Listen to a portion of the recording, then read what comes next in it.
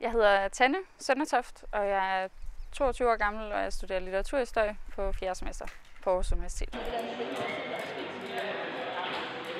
Jeg har begyndt at klatre i oktober sidste år, så det har vel været 4-5 måneder, jeg har været i gang nu. Og jeg har været her cirka 2 gange om ugen.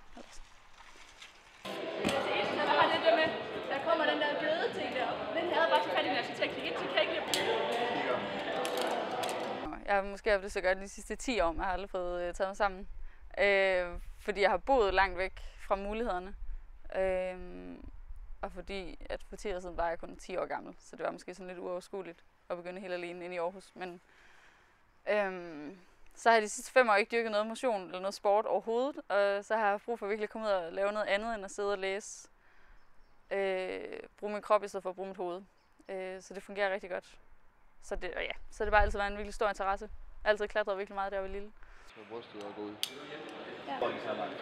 Okay, du siger bare, når jeg skal lade falde. Hvad skal du så gøre? Jeg har boet sammen med, i et halvt år har jeg boet sammen med en, der har klatret i, han har snart klatret i 20 år.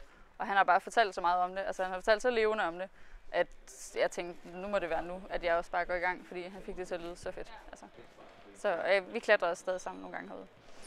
Han elsker at fortælle om det, han elsker, og han har virkelig lagt meget vægt på, at det er måske mest ham, der har hævet mig herud egentlig. Altså sådan, han har givet mig lyst, og han har sagt sådan, så skulle du komme med herud, så tager jeg dig med ud en dag. Og han er enormt god til at få folk til at gøre det, de egentlig gerne vil, men ikke sådan lige, hvor de lige skal have et skub. Han er virkelig god til at få folk til at tænke, okay, jeg bliver nødt til at gøre det nu, ikke? Springe ud i det, livet er kort, bla bla bla.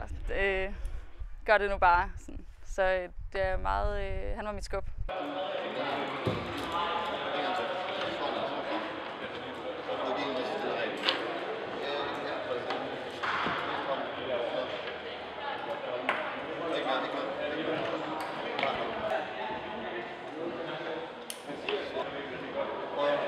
Venstre ned.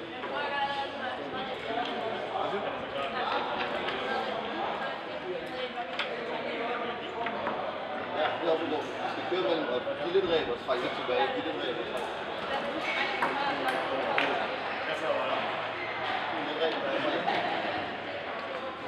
Jeg kan godt lide udfordringen, så jeg kan godt lide, at der er noget at kæmpe med. Det er en lang proces at lære at blive god til at klatre.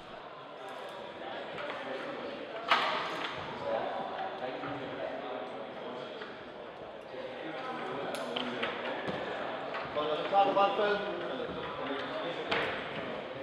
Ja.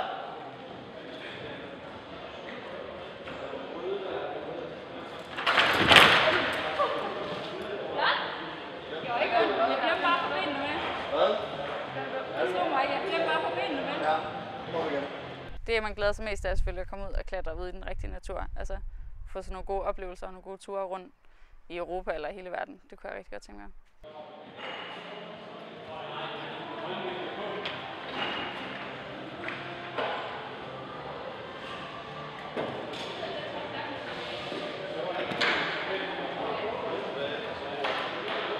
Og jeg ved godt, at når man kommer ud og klatrer på rigtige klipper, så er det overhovedet ikke det samme som, at der er greb over det hele på en væg.